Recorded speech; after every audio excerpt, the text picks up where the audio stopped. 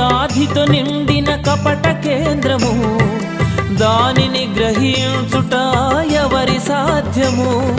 మనసు మర్మమెరిగిన మహనీయుడా, మనసు మార్చగలిగిన నిజ దేవుడా, మనసు మర్మమెరిగిన మహనీయుడా, మనసు మార్చగలిగిన నిజ దేవుడా. నా మదిని కోవెలగా మలుచుకోవయ్యా, నా హృదిని రారాజుగా నిలిచిపోవయ్యా.